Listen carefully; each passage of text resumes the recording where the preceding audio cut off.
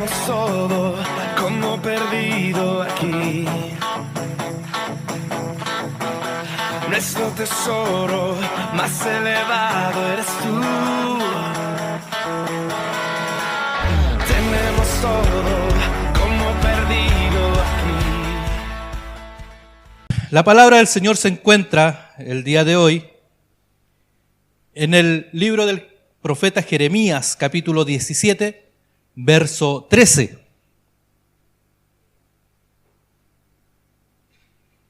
Mientras lo encuentran, yo le decía a Gladys, damos gracias al Señor por tener, vamos a Osorno, nos regalonean porque está Jairito aquí. Vamos al Lago Ranco, nos regalonean porque está Samuelito aquí. Ya tenemos el sur listo. Como otro caballero, ya tenemos listo el sur, ahora nos falta el norte. Pero se nos abrieron las puertas, hermanos, porque hay hijos de pastores, hay hermanos que llevan años trabajando en la iglesia y los echan de menos después cuando se vienen para acá. Y el pastor decía allá, el pastor Damián, nosotros todavía tenemos pena que nuestro hermano Samuel se haya ido a Santiago. Y cuando yo pasé adelante le dije, ustedes tienen pena, nosotros estamos alegres. Así que, porque el Señor nos envió para acá. Así que sigamos orando por obreros y los obreros dispuestos también a trabajar. ¿Encontraron la palabra? Sentadito así como está en verso 13, dice así: Oh Jehová, esperanza de Israel, todos los que te dejan serán avergonzados, y los que se apartan de mí serán escritos en el polvo, porque dejaron a Jehová manantial de aguas vivas. ¿Pero qué tiene que ver todo esto? Mucho, hermano. Hay un dicho que por años lo hemos dicho y muchas veces mal dicho, que es la esperanza es lo último que se pierde, pero a veces es lo primero que perdemos. Hablar de esperanza es hablar de futuro, es hablar de visiones, es hablar de sueños. Cuando se acaba todo eso, cuando no tenemos la esperanza, no tenemos sueños. Andamos como zombies.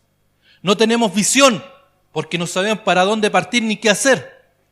No tenemos identidad, por ende, y terminamos enfrascados en nuestros propios temores, en nuestro propio duelo, por decirlo así. En el libro de Génesis podemos encontrar la historia de Jacob. Todos conocemos la historia de Jacob. Cómo empezó, cómo Dios lo llamó, cómo Dios la trajo, cómo Dios le dio su hijo, su descendencia. Pero ¿saben que pasaron 22 o 23 años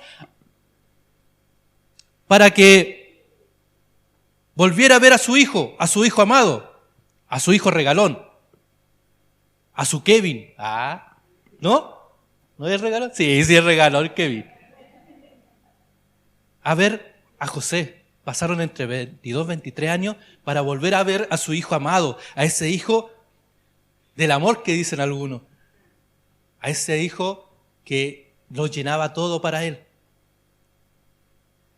Pero su esperanza estaba muerta. Pasaron 22, 23 años que su esperanza estaba muerta en alguien que estaba vivo, porque él no lo sabía. Porque mientras hay vida, hay esperanza, y como él no sabía que estaba vivo, su esperanza había muerto. En Génesis 48:11 dice, y dijo Israel, entre paréntesis Jacob, a José, no pensaba yo ver tu rostro, y he aquí Dios me ha hecho ver también a tu descendencia.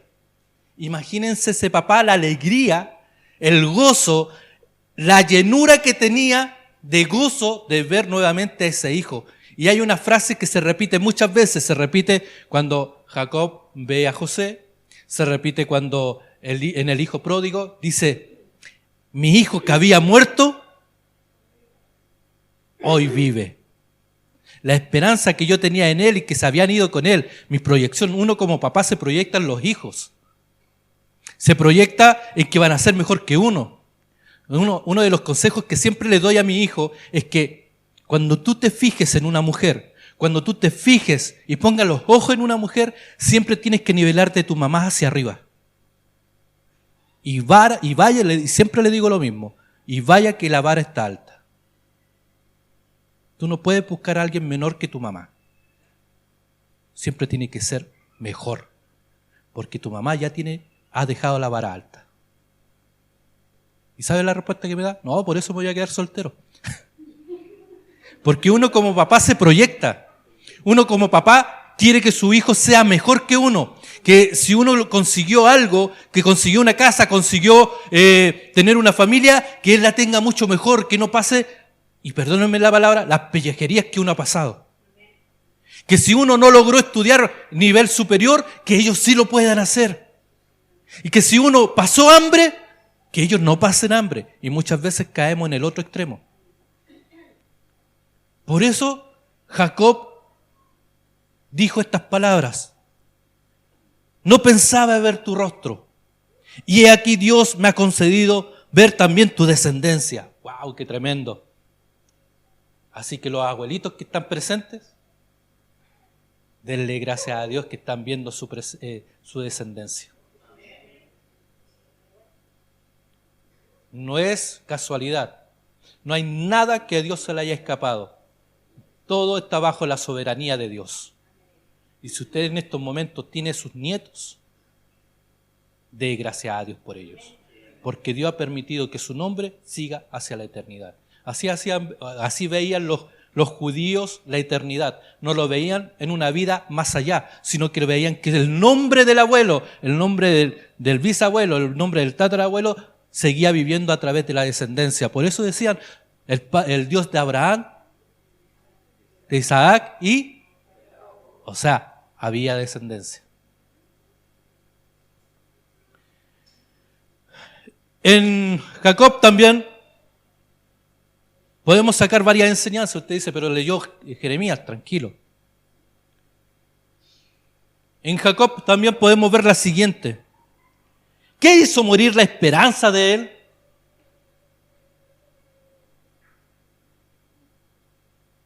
¿Se acuerdan la historia de Jacob? Haga memoria. Ya se acabaron las vacaciones, así que empieza a hacer memoria con su neuronas, hágala trabajar. ¿Qué hizo perder la esperanza de Jacob?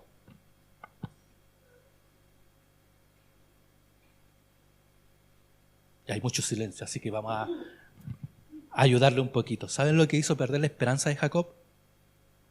Una túnica con sangre. Una túnica manchada de sangre.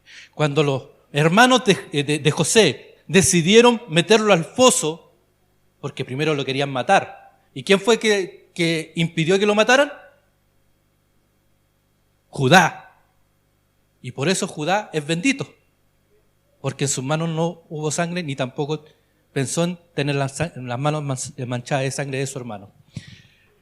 Cuando llega y toman la decisión de no matarlo, pero meterlo en un foso para venderlo, ¿qué hicieron los hermanos? Le mintieron al papá. ¿Y cómo le mintieron? La túnica regalona, la túnica que tenía José, la mancharon con sangre. Y entonces, ¿qué es lo que le llevaron al papá? La túnica con sangre. Y fue el momento en que murió la esperanza de Jacob. Mi hijo ha muerto. Rasgó vestidura, lloró, hizo duelo. ¿Por qué? Porque su esperanza, su proyección como hombre, como papá, había muerto. Las promesas que Dios le había entregado a través de ese hijo amado, de su esposa, había muerto. Mi pregunta es, hermanos, ¿qué ha matado la esperanza en usted?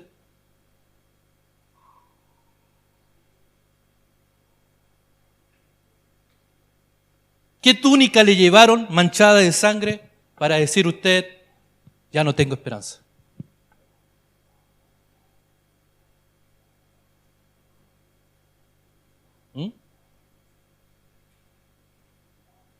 Ojo,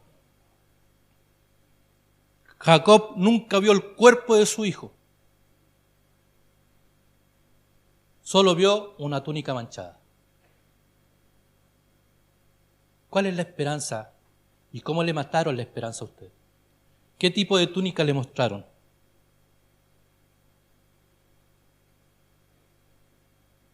Debemos inyectar entonces en nuestras vidas, como decía la palabra y como dice el verso que leímos,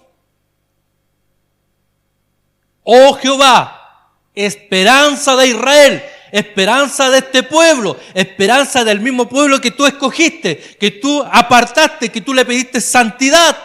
Hoy en día es la Florida. Hoy en día póngale el nombre suyo. Oh Jehová, ¿esperanza de quién? Esperanza de Cristian, esperanza de Luis, esperanza de Patricio, esperanza de Julio, esperanza de Gladys, esperanza de Patricia. Oh Jehová, esperanza mía. Muchas veces el salmista también lo dijo. A nuestras vidas entonces tenemos que ponerle esperanza, inyectar esperanza. En nuestros tiempos que tanto necesita esperanza. Se habla de un caos, se habla de violencia, se habla de manifestaciones, se habla de justicia, se habla de un montón de cosas, pero lo que más necesita hoy en día la gente es esperanza. Lo que más necesita el cristiano es esperanza. Porque al primer diagnóstico se nos acaba la esperanza. Al primer aviso de que no hay trabajo, se nos acaba la esperanza. ¿Dónde está puesta su esperanza? ¿En una túnica manchada o en el Dios de Israel? Hablamos del Dios de Israel, alabamos al Dios de Israel, cantamos al Dios de Israel, cantamos a ese Dios que envió a su Hijo a morir por nosotros. Pero al primer indicio, nuestra esperanza muere. Y en eso tenemos que tener cuidado. Hermanos, en estos tiempos donde todos necesitan esperanza, que si no la hay, nuestra vida se va cuesta arriba, porque nos cuesta todo, o cuesta abajo, donde ya no hay nada más que hacer. Y nos enfrascamos, como le digo, nos enfrascamos en nuestras propias limitaciones. No, es que yo no puedo hacer eso. No, es que yo... Y cosas tan simples, hermanos, lo digo así, como decirle a un hermano o hermana, hermano, te toca coordinar. No, es que ¿cómo voy a hacer eso? Porque se ponen límites. Lamentablemente nosotros como cristianos somos mandados a hacer para ponernos límites y limitarnos en las cosas del Señor. Afuera planificábamos, hacíamos un montón de cosas y juntábamos, éramos como dirigentes vecinales, juntábamos a los vecinos ya en el pasaje, vamos a hacer esto a fin de año, podríamos adornar para el 18, oye, si juntamos juguetes para los niños, ¿y qué hacemos? Pero aquí se convierten al Señor y se vuelven unos zombies muchas veces, se sientan y esperan que el Señor les muestre. Pero la iniciativa que el Dios te dio se pierde. Como que llegan al Señor y las esperanzas, incluso de ejercer algún tipo de trabajo para Él, se pierde. En algún momento nos hemos hecho estas preguntas. ¿Hay esperanza para mí? ¿Podré seguir trabajando? ¿Hay esperanza para mi matrimonio? ¿Mi situación económica va a cambiar? ¿Será que tendré toda la vida este tipo de enfermedad? Y así podemos seguir enumerando preguntas. Pero yo les digo, hermanos, para todos hay esperanza. Cristo vino a morir para darnos vida, para darnos amor, para darnos esperanza. Esperanza de una vida eterna, esperanza de un camino mejor, que a lo mejor no va a ser lleno de rosas, que a lo mejor no lo va a limpiar. Pero sí vamos a tener la esperanza de que alguien va a caminar con nosotros. Hay la esperanza de que alguien nos va a ayudar, nos va a animar. Y si nos caemos, va a haber alguien que nos va a levantar. Que cuando vengan las enfermedades, y aunque el diagnóstico sea negativo, sabemos que hay alguien que me va a dar consuelo, que me va a dar ánimo. Y que mi familia no va a quedar sola porque va a haber alguien que se va a preocupar de ellos. Que si no hay trabajo, la esperanza de que hay alguien.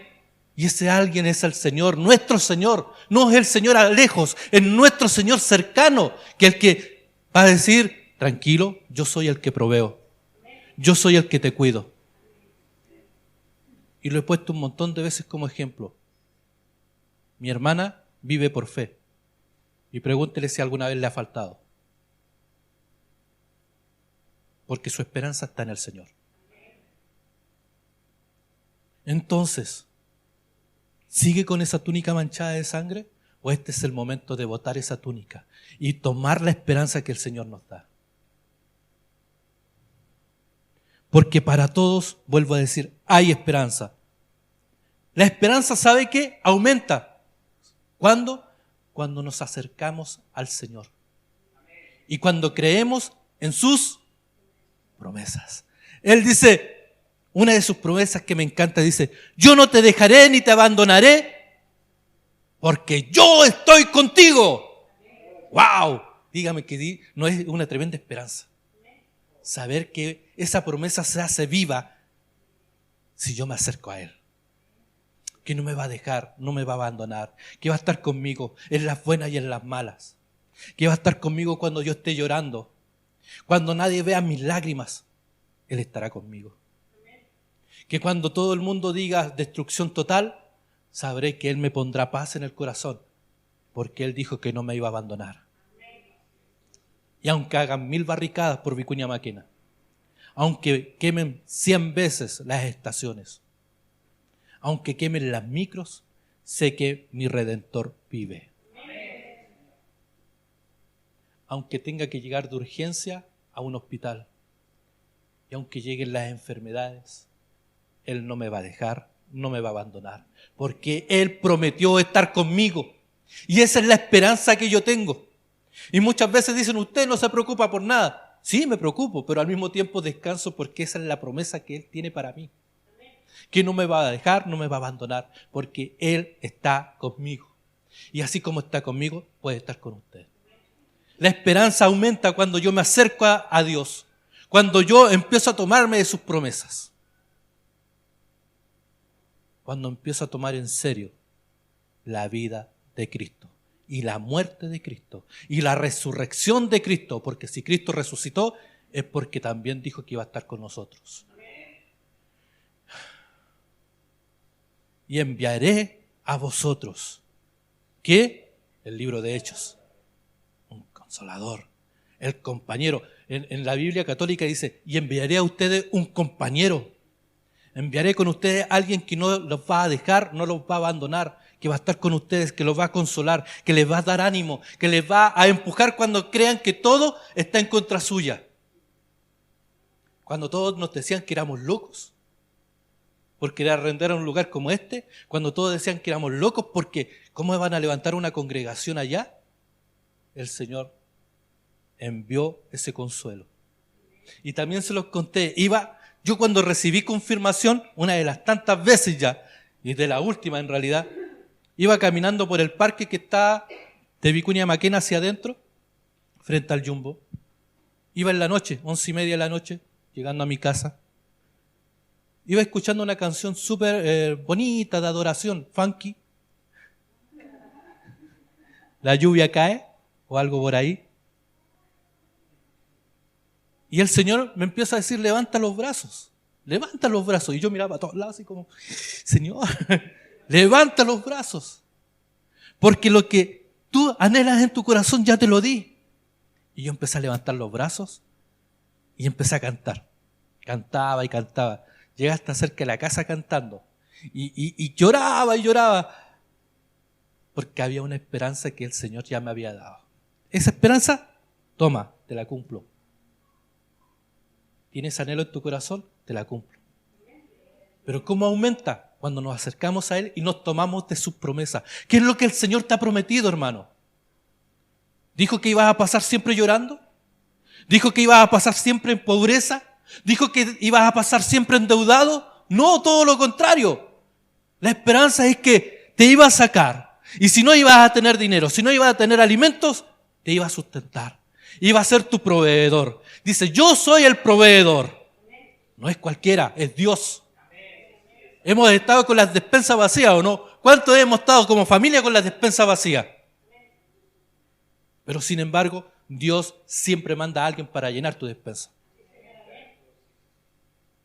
¿Cuántas veces nosotros, el ángel que le pusimos al abuelito que le arrendábamos por primera vez la casa, él viviendo en Canadá, nosotros con la despensa vacía en Chile, Sin embargo, llegaba, era como si él llegaba, voy a ir para ver a los chiquillos. Llegaba, miraba, se iba. Y nosotros con Gladys, como éramos unos polluelos, ¿qué habrá encontrado de malo?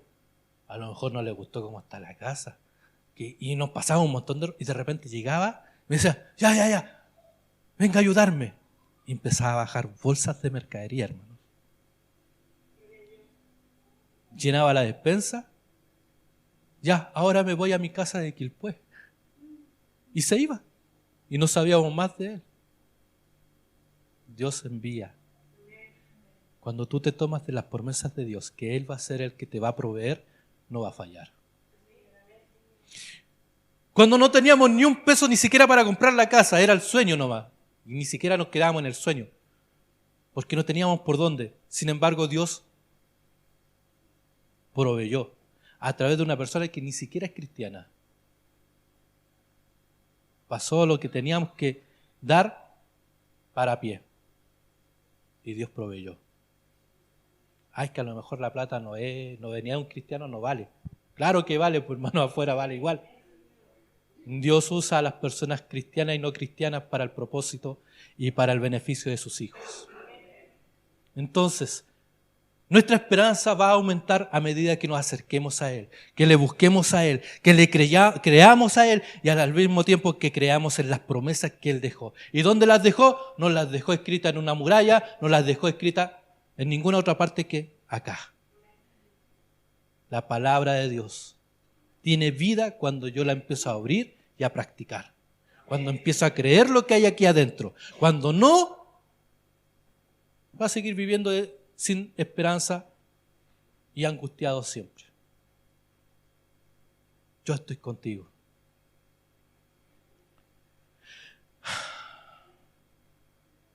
Vivir fuera del propósito de Dios, se pierde la esperanza. El vivir sin propósito, se pierde la esperanza y esto trae como consecuencia la pérdida de sueños. ¿Ha tenido sueños? Nuestro sueño era tener casa. Gracias al Señor nos bendijo. ¿Cuál es su sueño? Al no tener propósito, se pierde la visión. Y se pierde o se vive de ilusión. Por eso es bueno que nos acerquemos a Dios, el Dios de Israel, el Dios que sacó a un pueblo, un Dios que le proveyó a ese pueblo, un Dios que ha estado desde los comienzos de la creación hasta el día de hoy con su pueblo. Y hoy está con nosotros. Ese Dios que cumple sus promesas, no es como nosotros, que decimos algo y después fallamos. Este Dios es el Dios que cumple sus promesas. Y si dice que va a estar con ustedes, hermano, si dice que va a cumplir lo que hay en el corazón de ustedes, si dice que va a cumplir y va a sanar esa enfermedad, créalo porque es así. Por eso, nunca pierda la esperanza. Nunca pierda la esperanza. ¿Qué debemos hacer para conservar la esperanza entonces en Dios? Controlar nuestras palabras, lo que decimos, lo que hablamos, lo que comentamos, hasta lo que escribimos. Porque eso después son semillas que uno va sembrando. Y a la larga nos va a traer consecuencias. ¿Se acuerdas que dijiste esto? ¿Te acuerdas que dijiste esto otro? Mi hijo, a medida que iba creciendo, me fui cuidando en las palabras que yo trataba con él. Porque era como serie de televisión. Todo lo que yo diga podía ser usado en mi contra. No, papá, es que tú me lo prometiste. No, yo no te prometí.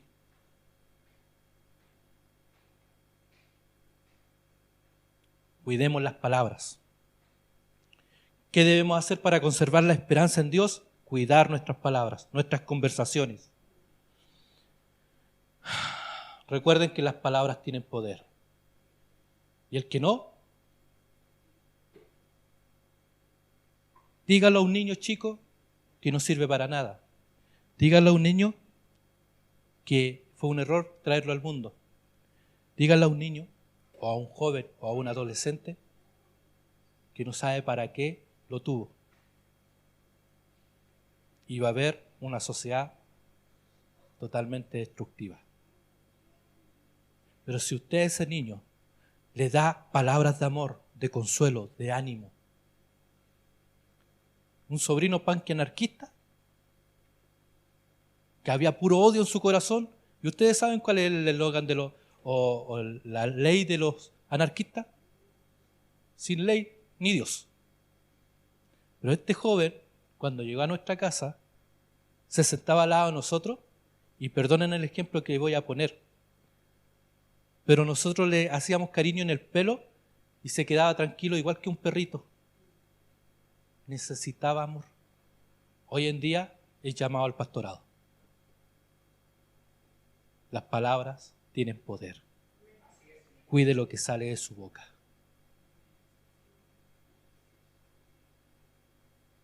Demuestre con su boca, de nuestra boca, pueden salir dos clases de palabras: bendición o maldición. No hay términos medios. Por eso debemos cuidarnos, hermanos.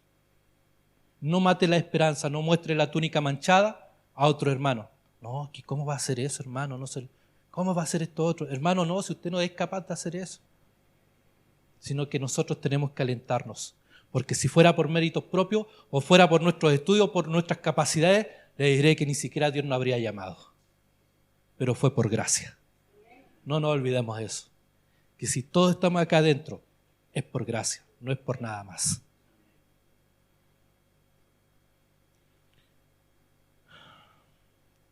Romanos 8:39 dice así: